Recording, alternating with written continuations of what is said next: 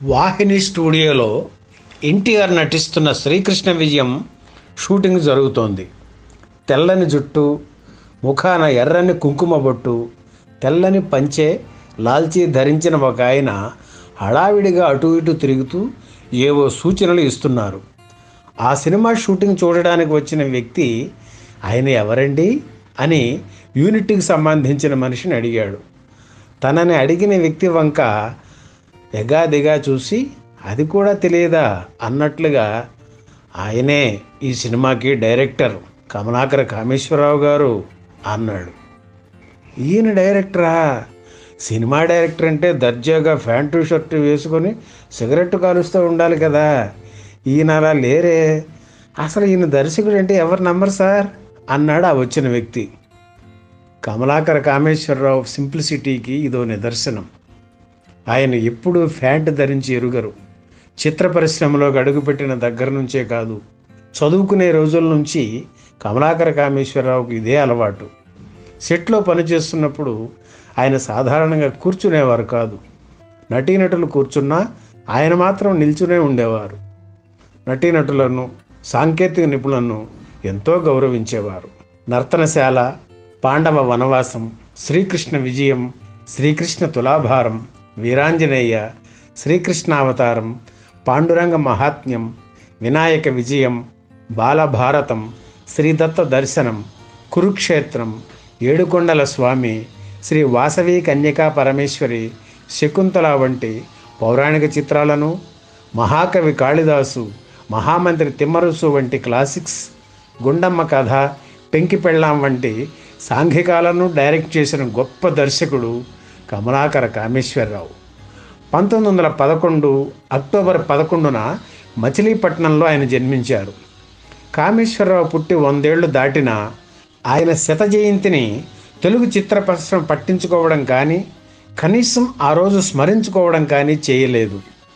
పౌరాణిక బ్రహ్మగా తెలుగు ప్రేక్షకుల ప్రశంసలు పొందిన కమలాకర కామేశ్వరరావు సినీ జీవిత విశేషాలను ఈ వీడియోలో చూద్దాం. కామేశ్వరరావు మచిలీపట్నం నోబుల్ కాలేజీలో డిగ్రీ పూర్తి చేశారు. సినిమా జర్నలిజంపై ఆసక్తితో 1934 నుంచి 37 వరకు మచిలీపట్నం నుంచి వచ్చే కృష్ణా పత్రికకు సినీ విమర్శకుడిగా పనిచేసి మంచి పేరు పొందారు. దర్శక నిర్మాత హెచ్ఎం రెడ్డి ద్వారా 1937లో చిత్ర పరిశ్రమలో అడుగుపెట్టారు. బిఎన్ రెడ్డి, కేవి రెడ్డి, నాగిరెడ్డి లాంటి వారి సహచర్యం ఆయనకు లభించింది. కేవి రెడ్డి దర్శకత్వం వహించిన పాతాళ భైరవ చిత్రానికి స్క్రీన్ ప్లే రచనలో ఆయనకు సాయపడ్డారు కమలాకర కామేశ్వరరావు. ఎన్టీఆర్తో మొదటి నుంచి కామేశ్వరరావుకు చక్కని అనుబంధం ఎక్కువ.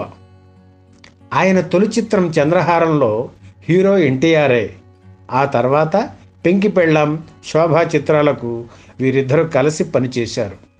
శోభా చిత్రం కోసం ఎన్టీఆర్కు సినిమా మొత్తం వాడడానికి 2 ప్యాంట్లు 2 షర్ట్లు మాత్రమే నిర్మాత కుట్టించారని తెలిసి ఆయన మీద ఫైర్ అయ్యారు కామేశ్వరరావు. అలా ఆయనకు ఎప్పుడో కానీ కోపం వచ్చేది కాదు.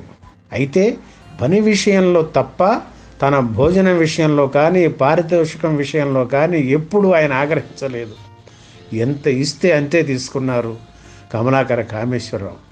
తన ప్రతిభను గమనించి పాండురంగ మహాత్మ్యం చిత్రం చేయడానికి అవకాశం ఇచ్చారు ఎన్టీఆర్. నీకు ప్లాఫ్ ఇచ్చిన దర్శకుడితో మళ్ళీ సినిమా చేస్తావా అని శ్రేయోభిలాషులు వారించినా ఎన్టీఆర్ వెనక్కి తగ్గలేదు, వినిపించుకోలేదు. కమలాకర కామేశ్వరరావు సామర్థ్యం మీద నమ్మకంతో పాటు పాండురంగ మహాత్మ్యం చిత్ర దర్శకత్వ బాధ్యతలు అప్పగించారు. ఆ నమ్మకాన్ని నిలబెట్టుకున్నారు కమలాకర. ఆ తర్వాత వీరిద్దరి కాంబినేషన్లో అత్యద్భుతమైన చిత్రాలు ఎన్నో వచ్చాయి.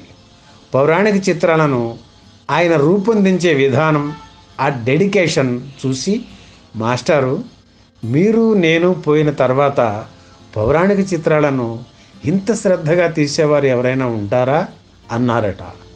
అప్పుడు ఆయన వ్యక్తం చేసిన సందేహం తదనంతర కాలంలో నిజమే అయ్యింది కదా. తను తీసిన సినిమాలు బాగున్నాయని ఎవరు అభినందించినా నాదేమీ లేదండి, అది అందరి సమిష్టి కృషి అనేవారు కమలాకర. అంత నిగర్వి. షూటింగ్లు, ఎడిటింగ్లు వల్ల రాత్రి ఎంత ఆలస్యమైనా మళ్ళీ తెల్లారి 5 గంటలకల్లా లేచి రెడీ అయ్యేవారు. ఎన్టీఆర్, కమలాకర కామేశ్వరరావు కాంబినేషన్లో వచ్చిన చిత్రాలన్నీ ఘన విజయం సాధించాయి. ముఖ్యంగా పౌరాణిక చిత్రాల విషయంలో ఈ జంటకు సాటి మరెవ్వరూ లేరనే చెప్పాలి. తను తీసిన ప్రతి చిత్రాన్ని ఒక ఆణిముత్యంలా మలచిన ఘనత కమలాకర కామేశ్వరరావుది. అందుకే ఆయన పౌరాణిక బ్రహ్మగా పేరు పొందారు. పౌరాణిక చిత్రాలు తీయటం అంటే మాటలు కాదు, వాటి గురించి పూర్తి అవగాహన ఉండాలి. అందుకే రామాయణ, భారత, భాగవతాలు పూర్తిగా చదివారు కామేశ్వరరావు. అందులోని పాత్రలు ఎలా ప్రవర్తిస్తాయో తెలుసుకొని అంతే అద్భుతంగా తెర మీద మలిచేవారు.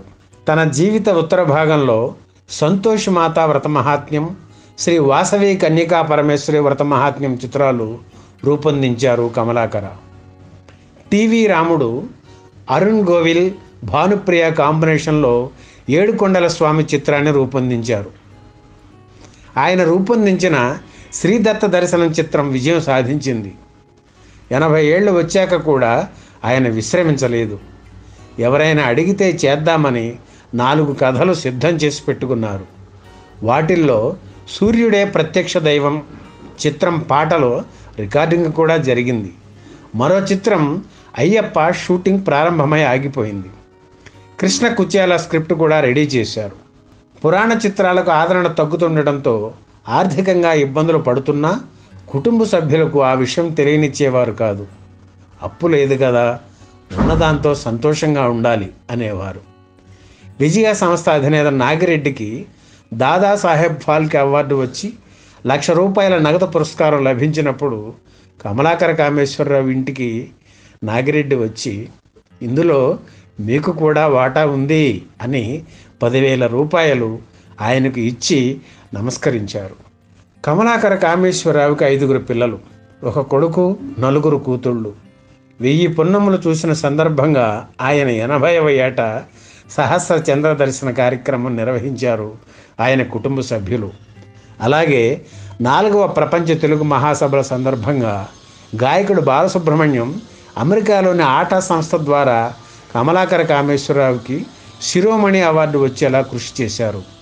80 ఏళ్ల వయసులో అంత దూరం రాలేనని కమలాకర అంటే బాలు బలవంతం చేసి తీసుకువెళ్ళారు.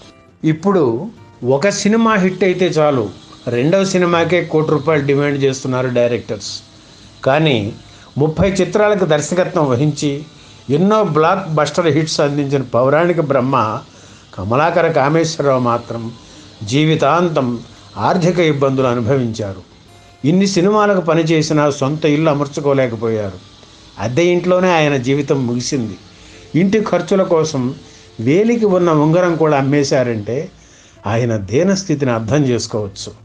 తెలుగు చిత్ర పరిశ్రమలో ఉన్నత శిఖరాలు అధిరోహించిన కమలాకర ఎన్నో జాతీయ, అంతర్జాతీయ అవార్డులు అందుకున్నారు. వృత్తి జీవితం ఎంతో సంతృప్తినిచ్చినా ఆయన వ్యక్తిగత జీవితం వ్యధలా భరితం. చాలామంది ప్రముఖ దర్శకులలా వ్యాపార దృష్టితో ఆలోచించకపోవడం, డబ్బు సంపాదనే ధ్యేయంగా నిర్మాతల వెనకబడి చేతులు చాచకపోవడం కామేశ్వరరావు బలహీనత. గుండమ్మ కథ వంటి సూపర్ డూపర్ హిట్ చిత్రానికి ఆయన తీసుకున్నది 15,000. నర్తనశాల సినిమాకు ఇస్తామన్నది 16,000, కానీ ఇచ్చింది 15,000.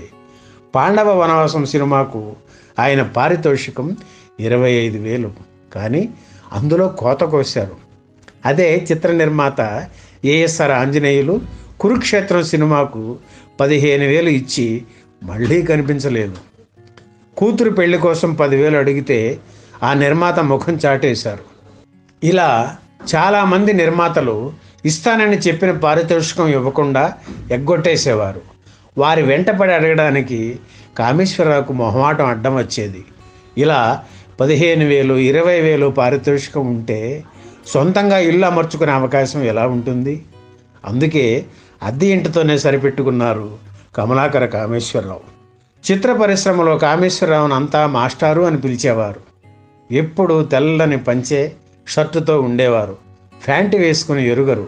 తెల్లని జుట్టు, నల్లని శరీరం, మనసు మాత్రం చాలా మంచిది. దురలవాట్లు కూడా ఏమీ లేవు.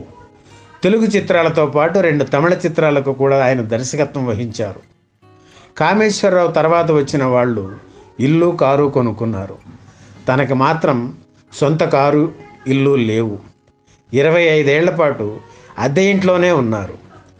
ఆరోగ్యం మరీ బాగుండకపోవడంతో చివరి దశలో మద్రాసు వదిలి నెల్లూరులోని కొడుకు దగ్గరకు వెళ్ళిపోయారు. అక్కడే 1998 జూన్ 29న తుది శ్వాస విడిచి పౌరాణికుల దగ్గరకు పయనమయ్యారు కమలాకర కామేశ్వరరావు. ఈ వీడియో మీకు నచ్చితే లైక్ చేయండి, షేర్ చేయండి, వెంటనే సబ్స్క్రైబ్ కూడా చేయండి.